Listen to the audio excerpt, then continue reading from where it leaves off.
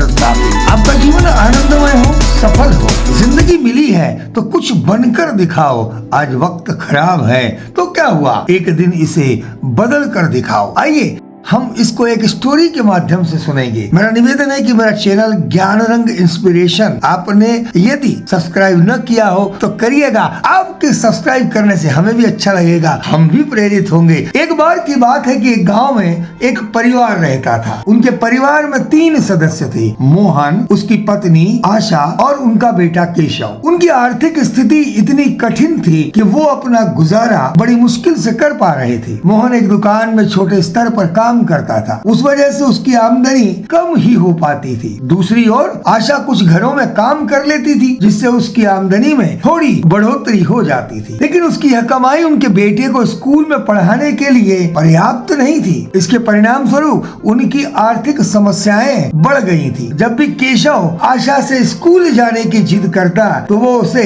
दूसरी बातों में उलझा देती। ऐसे ही दिन निकल रहे थे, लेकिन केशव की पढ़ने की बहुत इच्छा थी। एक दिन दुकान से घर आते समय मोहन का एक्सीडेंट हो गया, जिसमें उसके दोनों पैर जख्मी हो गए। डॉक्टर ने कहा कि ऑपरेशन तो करना होगा, उसके लिए खर्चा भी बहुत आएगा। आशा और मोहन परेशान हो गए कि अब आगे जीवन कैसे होगा, कैसे हम बेटे को स्कूल में पढ़ाएंगे। आशा की थोड़ी सी कमाई से जैसे तैसे उनका गुजारा हो रहा था। एक दिन आशा के मन में एक विचार आया कि मैं हारूंगी तो नहीं, काम तो करूंगी, आगे तो बढ़ूंगी और अपने बच्चे को पढ़ाऊंगी और पति का इलाज भी कराऊंगी। ये सुंदर सा क्रांतिकारी विचार, ये प्रेरणादायक विचार उसके मन में आया। आशा ने मोहन को बताया कि उसकी दादी ने उसे बचपन में बहुत स्वादिष्ट अचार बनाना सिखाया है, उसकी रेसिपी मुझे आज भी याद है। तो मैं चाहती हूँ कि मैं अचार बनाकर बेचूं, जिससे हमारी आमदनी अच्छी हो सके, हालात भी बहुत अच्छे हो सके। इस पर मोहन थोड़ा दुखी होकर बोला कि मेरे स्वास्थ्य खराब होने की वजह से तुम्हें देखो कितना कष्ट उठाना पड़ रहा है, ये मुझे अच्छा नहीं लग रहा है। आशा बोली कि अरे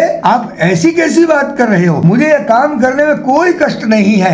ये तो बड़े गौरव की बात है कि मैं दादी की रेसिपी घर घर तक पहुंचाऊंगी, मैं ये काम करूंगी तो हमारी आमदनी भी बढ़ेगी। मोहन ने कहा कि ठीक है, तुम्हारे इस काम में मैं भी बैठे बैठे तुम्हारी मदद किया करूंगा। आशा के पास कुछ पैसे थे, उसने उन पैसों से आम और मसाले खरीदे और अचार बनाना शुरू किया। शुरुआत में आशा ने 2 किलो का अचार बनाकर उसे छोटे छोटे बोतलों में भरकर बाजार में बेचने गई। पहले दिन बाजार में उसकी अचार की बोतलें कुछ कम ही बिकी, परंतु आशा अपने नाम की तरह आशावादी थी। उसने हिम्मत नहीं हारी और दूसरे दिन वो फिर बाजार गई और इस बार उसकी सभी अचार की बोतलें बिक गई। ये देखकर वो बहुत खुश हुई, प्रेरित हुई। अचार बेचकर उसने जो पैसे कमाए, उन पैसों से उसने और भी आम और मसाले खरीदे और अचार बनाया। इस बार मोहन ने उससे कहा कि गाँव से दूर एक बाजार लगता है, वहाँ भी अचार बेचा जा सकता है। आशा ने वैसा ही किया और गांव की एक महिला को भी अपने साथ लेकर वो उस बाजार में गई और वहां पहले ही दिन उसके सारे अचार बिक गए। अब मोहन इस गांव में अचार बेचता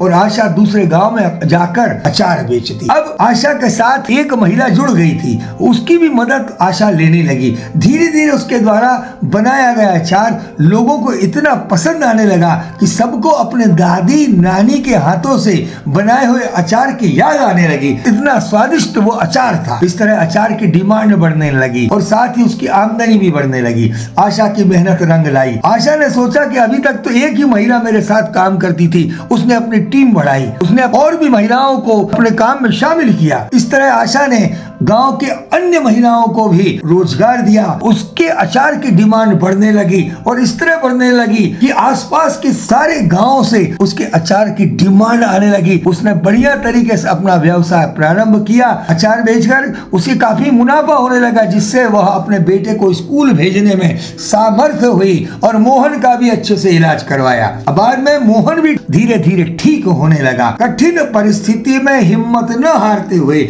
अपने परिवार का सहयोग उसने किया था। खुद का आत्मसम्मान बढ़ाया और गांव की महिलाओं को भी रोजगार देकर उनका हौसला बढ़ाया।